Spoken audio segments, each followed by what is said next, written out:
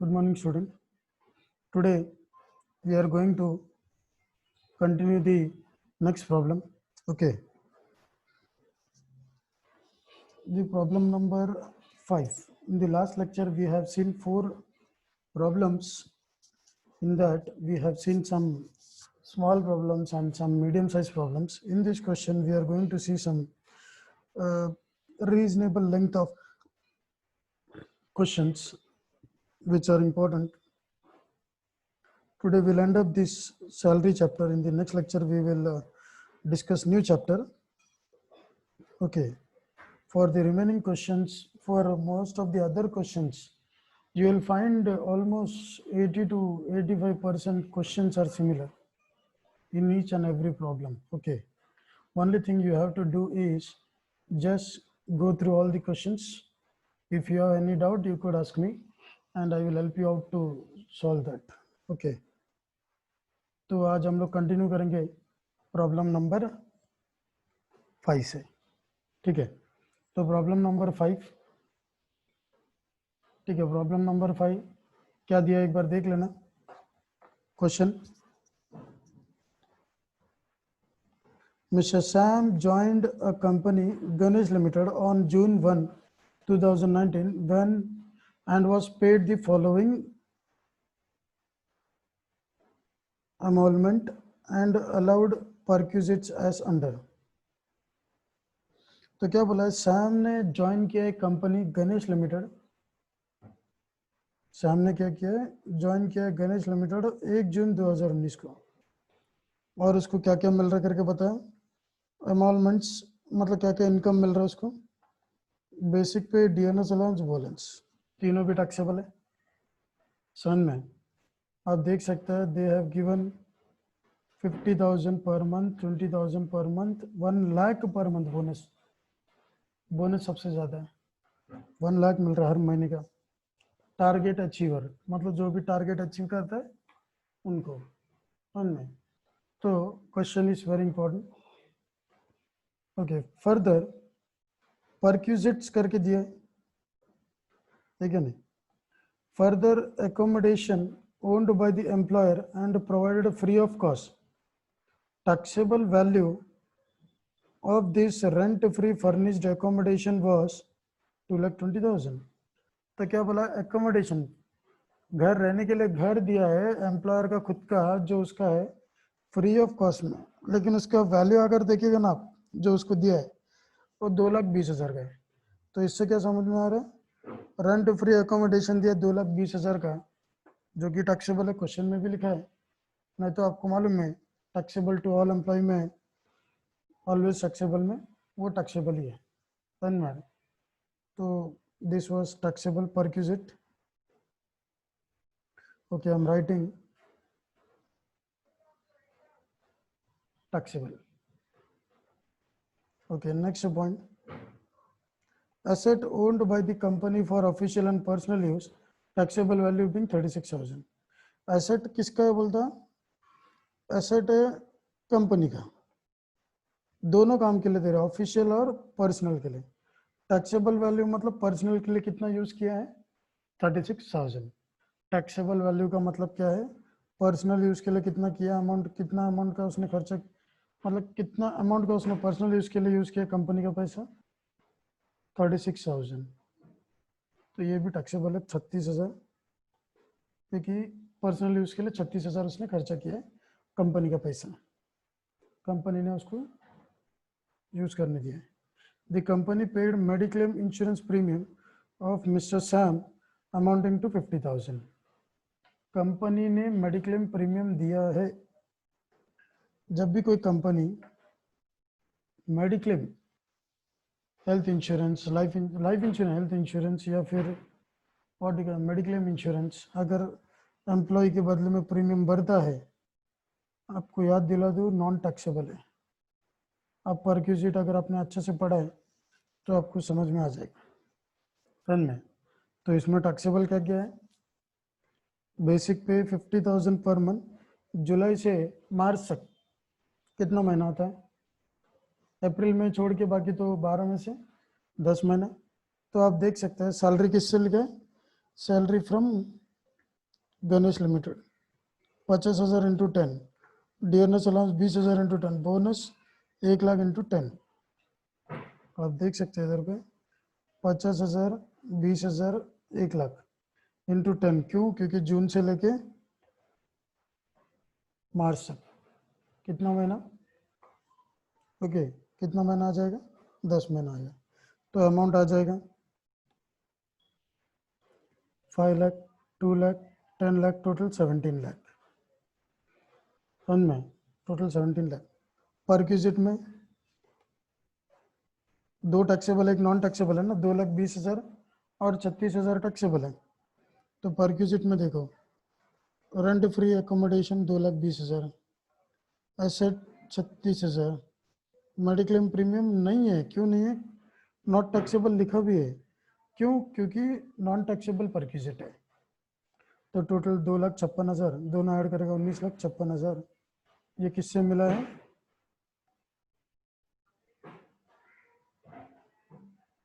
ये किससे मिला है? एक बंदे से मिला है, एक कंपनी से मिला है। ओके, ये एक कंपनी से मिला है।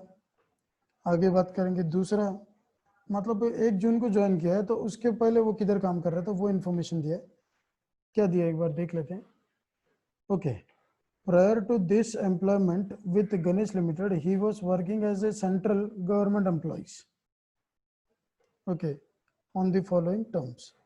तो वो कंपनी ज्वाइन करने का मतलब गणेश लिमिटेड ज्वाइन करने के पहले वो क्या था करता था, वो सेंट्रल गवर्नमेंट का एम्प्लॉय था, सेंट्रल गवर्नमेंट में काम करता था, गवर्नमेंट एम्प्लॉय था। उसको सैलरी कितना मिलता था? बेसिक सैलरी 96,000 पर एनम है। डियरनेस अलाउंस कितना है? 6,000 पर एनम है।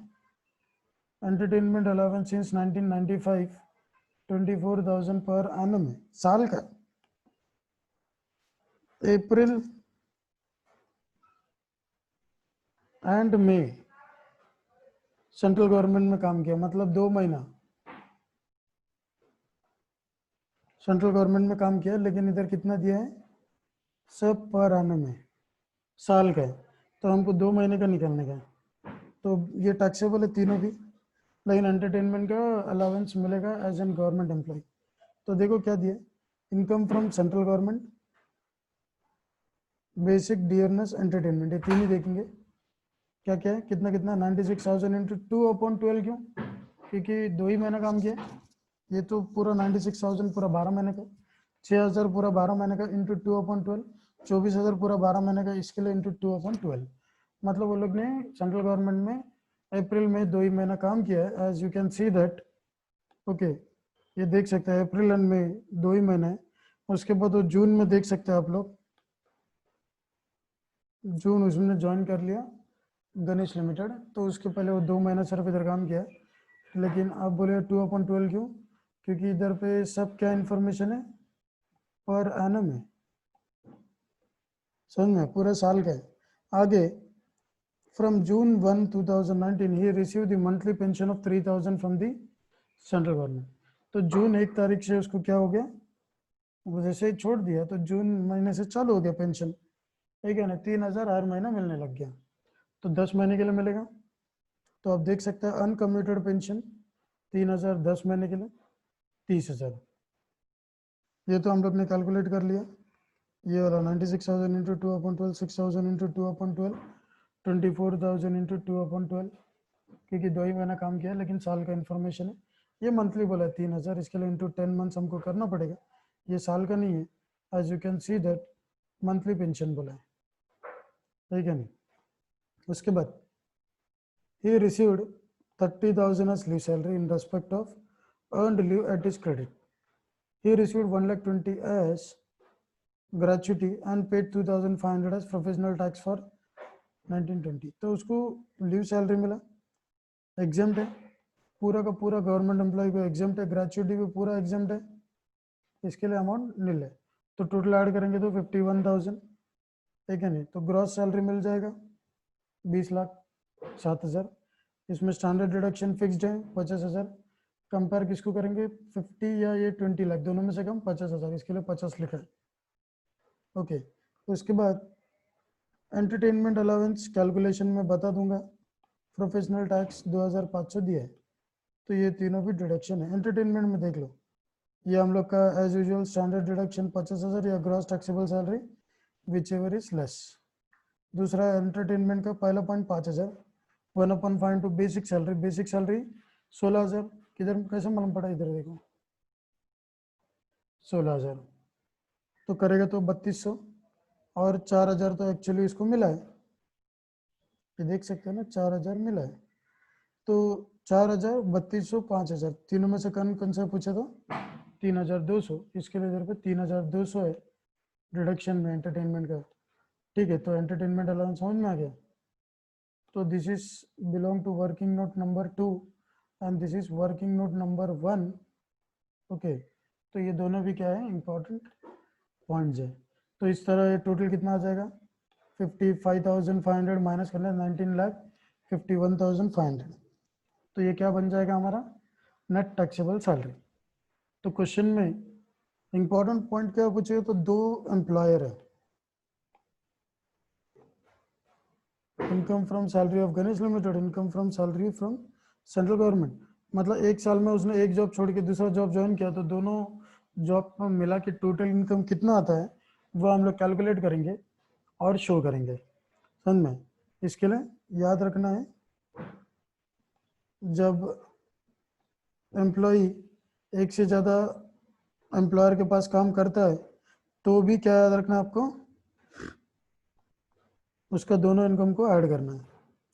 Getting my point, very very very important. Okay, तो this was the problem where employ works for more than one employer, एक से ज़्यादा जगह में काम करेगा तो ये आपको देखने मिलेगा। ठीक है, तो ये था लास्ट क्वेश्चन जो हम लोग ने देखा। ठीक है, तो नेक्स्ट क्वेश्चन देखेंगे। ओके,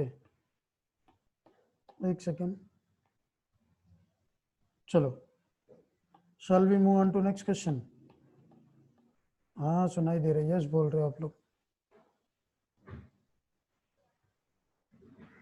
अब ये मत पूछना कैसे सुनाई दिया।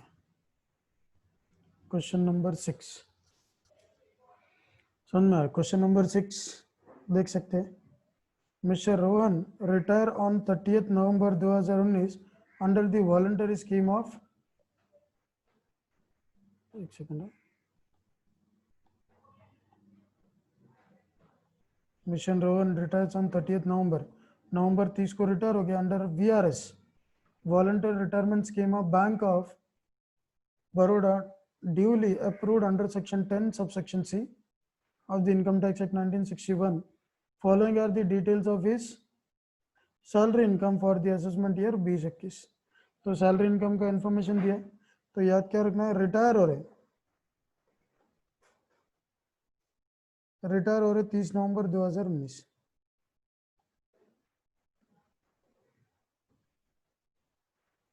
तो ये हमको याद रखना इंपॉर्टेंट है।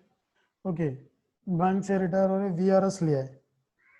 ठीक है, पहला point salary taxable, dearness allowance taxable, compensation under VRS maximum 5 lakh का। आपको याद रहेगा हम लोग ने पढ़ा था जब ये पढ़ रहे थे हम लोग एग्जाम्शन अंडर सेक्शन 10, उसमें देखा था under section 10 subsection 10C VRS 5 lakh maximum है।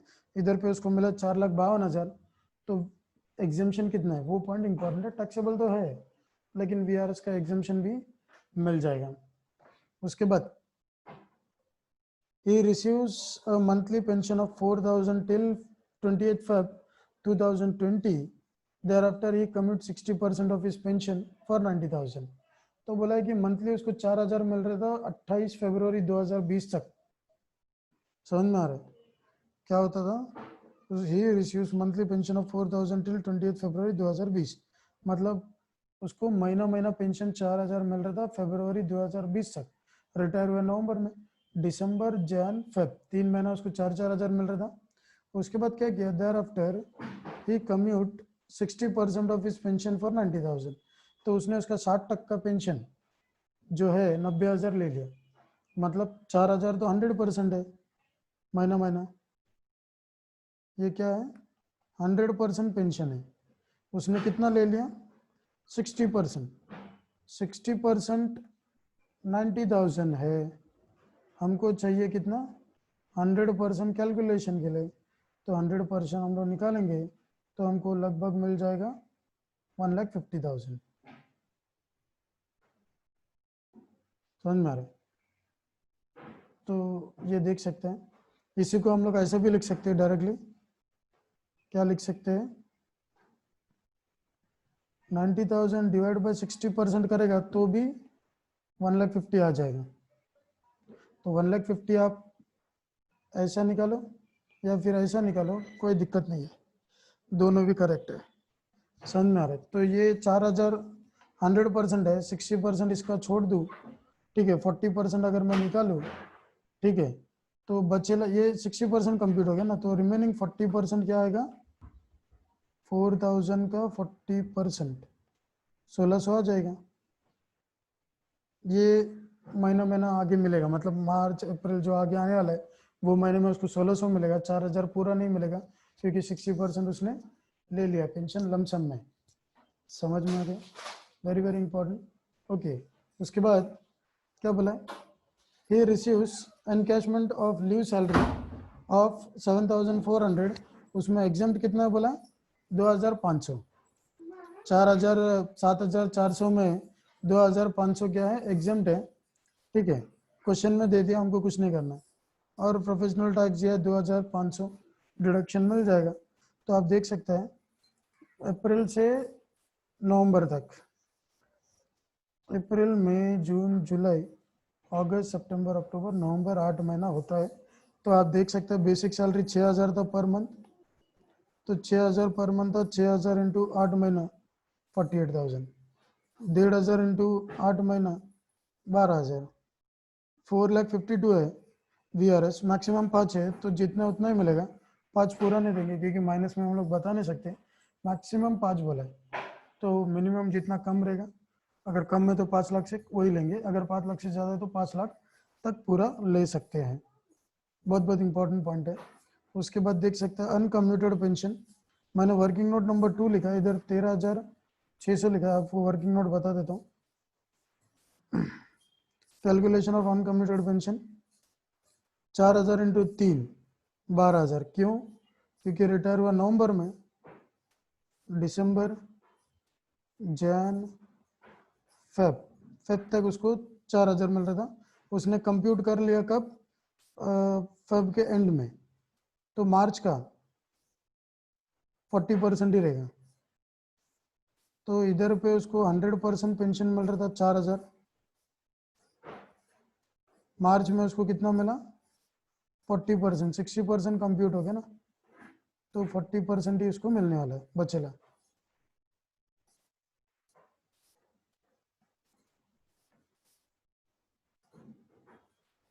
तो रिमेनिंग उसको कितना मिलेगा 40%, दैट इज 16, एक ही महीने का 16,000 1,600 मिलेगा।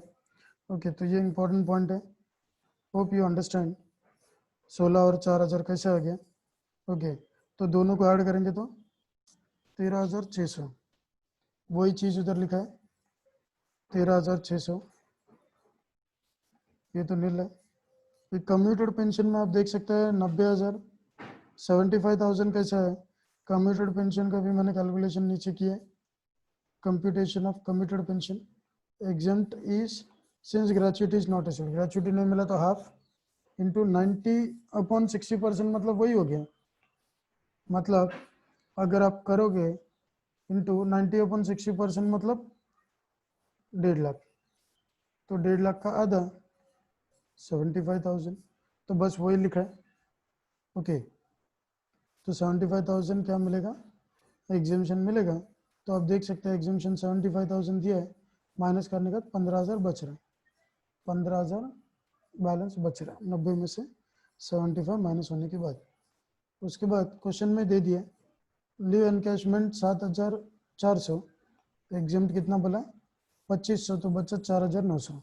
इस तरह ग्रॉस टैक्सेबल सैलरी 93,500, ओके, उसमें से डिडक्शन 50,000 या 93,500, दोनों में से कम कौन सा पूछे, तो 50, इसके लिए 50 लिया, और ये 2500 को तो क्वेश्चन में दिया है प्रोफेशनल टैक्स, माइनस करने का आंसर आ जाएगा 41,000। Hope you are getting my point. Hope you are understanding. Okay, shall we move further? अगर आपको कोई डाउट है तो रिपीटेडली एक दो बार और देख लेना, ठीक है, समझ में आ जाएगा। Okay, I will move on to next question. Okay, very very important question, देखने के लिए छोटा है बट बहुत काम का क्वेश्चन है। ओके, चलो will move on to next question. Okay, question number 7, this is the last question for this chapter and for the day. Okay, तो जो भी प्रॉब्लम्स हम लोग ने देखा है आप लोग अच्छे से रिवाइज कर लो, एंड नेक्स्ट लेक्चर में हम लोग न्यू चैप्टर पढ़ने वाले।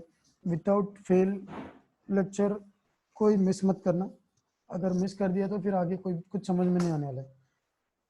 हर एक चैप्टर इंपॉर्टेंट है। ओके, तो मिस बिल्कुल भी नहीं करना है, मिस कर दिया तो I will not be responsible. Okay, question number 7, next question.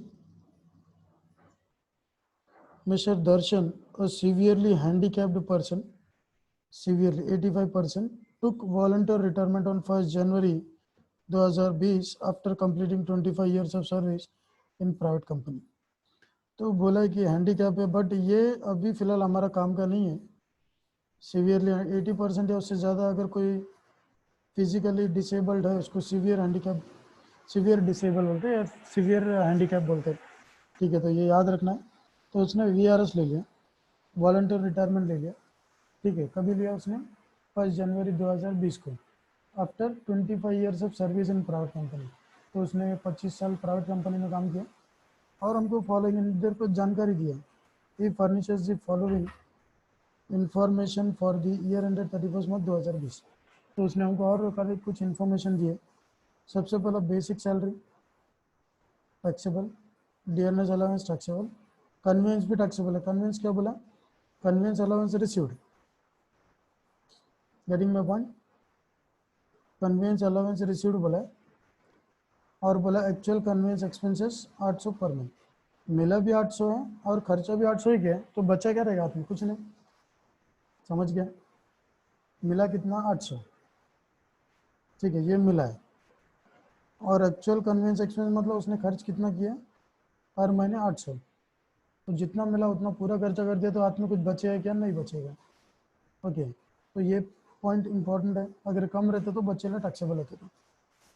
उसके बाद वॉलंटियर रिटायरमेंट कंपनसेशन, तो VRS मिला 7,65,000, लेकिन आपको याद दिला दूँ एग्जाम्ड कितना है? मैक्सिमम 5 lakhs, 5 lakhs तक एग्जाम्ड है ना, तो एग्जामेशन पूरा मिल जाएगा। उसके बाद professional tax paid, professional tax पे किया है तो डिडक्शन मिलेगा। ग्रेचुइटी मिला है फुल्ली एग्जाम, क्वेश्चन में बोल दिया ग्रेचुइटी जितना मिला है पूरा एग्जाम्ड है। कम्यूटेड पेंशन 1/3 एग्जाम, 84,000 का 1/3 कम्यूटेड पेंशन क्या हो जाएगा? एग्जाम्ड हो जाएगा। अनकम्यूटेड पेंशन 3,000 हर महीना बोला, रिटायर कब हुआ है? जनवरी में 1 तारीख को हुआ है ना, तो पूरा महीना तो नहीं लेंगे, तो हम लोग दिसंबर तक छोड़ देंगे, फिर जन फेब मार्च 3 महीने का उसको क्या करेंगे? पेंशन, अनकम्यूटेड पेंशन मिल जाएगी। उसके बाद लीव एनकैशमेंट एग्जाम्ट, इतना ही बोला है कि लीव एनकैशमेंट में एग्जाम्ट बोला है। इसका मतलब 2 महीने का बेसिक सैलरी, बेसिक सैलरी कितना है? 20,000, 2 महीने का 40,000, अरे हाँ कि नहीं? 20,000 इंटू 2, 20,000 इंटू 2, लेकिन वो पूरा क्या है? एग्जाम्ट बोला है, तो एग्जाम्ट मतलब पूरा 40,000 माइनस, ओके, कुछ मिलने वाला, कुछ मतलब बचेगा ना, उसके ऊपर टैक्स नहीं लगेगा। Reimbursement of medical expense 12,000। Reimbursement of medical expense मतलब क्या है, पहले समझ लेते हैं, ठीक है। सपोज समझो मैं कंपनी का एम्प्लॉई है, मैंने हॉस्पिटल में 12,000 खर्च किया मेरे पॉकेट से, और वो कंपनी में लेके जाके मैंने बिल दिया, तो कंपनी ने मुझे 12,000 रिटर्न दे दिया। इसका मतलब क्या है? मैं जो खर्चा किया मेरा पैसा मुझे रिटर्न मिल रहा है, तो क्या ये मेरा इनकम है? Answer is no, very simple, क्योंकि मैंने जो खर्चा किया वही मिला है ना, एक्स्ट्रा थोड़ी मिला है कुछ मुझे। अगर मैं नहीं खर्चा करके अगर मुझे मिलता था तो वो मेरा इनकम था, लेकिन मैंने जो खर्चा किया वही मुझे रिटर्न दे रहे, तो वो मेरा इनकम नहीं है। समझ में? इसके लिए इसके ऊपर टैक्स नहीं लगेगा, नॉट टैक्सेबल है, नॉट टैक्सेबल। गेटिंग, बस कंप्यूट करने बोला इनकम के ऊपर सैलरी को। ओके, डीए परसेंटेज ये वेरी इंपॉर्टेंट, देख रहे हो ना, डीए क्या है, 80% ऑफ बेसिक। तो पहला कैलकुलेट करेंगे, 20,000 पर मंथ है, बेसिक सैलरी 20,000 इंटू 9। क्यों 20,000 इंटू 9 लिया, 9 क्यों, क्योंकि दिसंबर में रिटायर हो रहे, जन फेब मार्च 3 महीना, मतलब साल खत्म होने के 3 महीने पहले। उनमें 1,80,000 डियरनेस अलाउंस, 1,80,000 इंटू 80%, क्वेश्चन में दिया है बेसिक का 80% है, 1,44,000। उसके बाद कन्वेंस अलाउंस रिसीव्ड 800 बोला है 9 मंथ्स का, 7,200, और लेस एग्जाम्ड कितना है, एक्चुअल एक्सपेंस 800 9 मंथ का, 7,200 नील अमाउंट कितना, 800 मिला, 800 खर्चा कर दिया पूरा, तो कुछ भी इनकम उसका नहीं हो रहा। कंपनसेशन अंडर VRS 7,65,000 था, उसमें से एग्जाम्ड कितना है, मैक्सिमम 5 लाख, तो बचेला 2,56,000 एग्जाम्ड माना जाएगा। ग्रेचुइटी मिला है 1,78,600, और लेस बोला है एग्जाम्ड पूरा का पूरा, क्वेश्चन में बोल दिया, इसके लिए नील अमाउंट रहेगा। अनकमिटेड पेंशन 3,000 महीना महीना मिल रहा है, तो 3 महीना जैन फेब मार्च 3 महीने का मिला कि कितना हो जाएगा, 9,000। कम्यूटेड पेंशन क्वेश्चन में दे दिया है 84 है, और एग्जाम्ड कितना बोला, 1/3 इंटू 84,000, 28,000, तो बचेला 56,000 टैक्सेबल है। ओके, लीव एनकैशमेंट 20,000 इंटू 2, ये वाला पॉइंट, 20,000 इंटू 2 40,000 हो जाएगा, ठीक है, लेकिन एग्जाम्ट भी पूरा है, क्योंकि अमाउंट मेंशन नहीं किया, खाली एग्जाम्ट बोला, तो पूरा का पूरा क्या हो जाएगा, एग्जाम्ट हो जाएगा। रीइंबर्समेंट ऑफ मेडिकल एक्सपेंस 12,000 मिला है, वही पैसा हमको रिटर्न मिला है, तो वो हमारा इनकम नहीं है, इसके लिए पूरा माइनस करेंगे, उसको इनकम नहीं मानेंगे, और टोटल 6,54,000 है। और आप देख सकते हैं standard deduction as usual, gross salary है 50, दोनों में से ज़्यादा 85 है, सॉरी दोनों में से कम 85 है, और प्रोफेशनल टैक्स, प्रोफेशनल टैक्स कितना 2,500, 52,500 माइनस करने 6,01,500 नेट सैलरी। तो इसमें एक ही वर्किंग है, बाकी कुछ वर्किंग ऐसा खास जरूरत नहीं, अंदर ही किया है, ठीक है। तो this were the last question, okay, just a minute, okay.